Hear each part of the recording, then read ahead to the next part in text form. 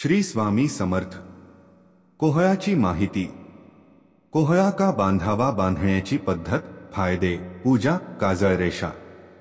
आज आपण कोहळा बांधण्याची पद्धत आणि त्याचे फायदे जाणून घेणार आहोत।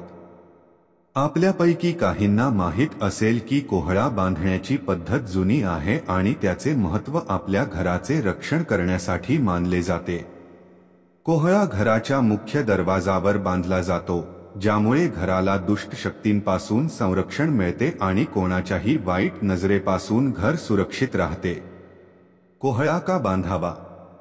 कोहळा बांधल्याने घरातील लोकांना दीर्घायुष्य आणि आरोग्य लाभते असा विश्वास आहे।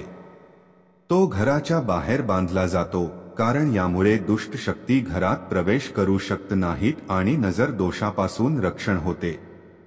कोहळा बांधण्याची पद्धत। कोहळा घरात आणताना तो स्वच्छ पाण्याने धुवावा आणि स्वच्छ कपड्याने पुसावा। त्याची पूजा करावी। कोहळ्यावर दोन्ही बाजूंना ओम आणि स्वस्तिक चिन्ह काढून त्याची पूजा करावी। गंध, अक्षता, हळदकुंकू आणि फुलांनी त्याची पूजा करावी। कोहळ्यावर काजळाने एक रेष ओढावी, जी दुष्ट शक्तींपासून रक्षण करते।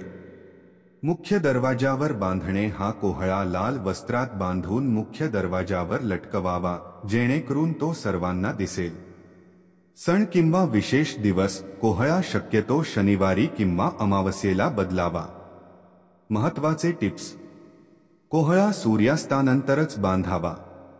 जर लाल वस्त्रात बांधलेला कोहळा लवकर खराब झाला तर ते दुष्ट शक्तींच्या नष्ट होण्याचे चिन्ह मानले जाते।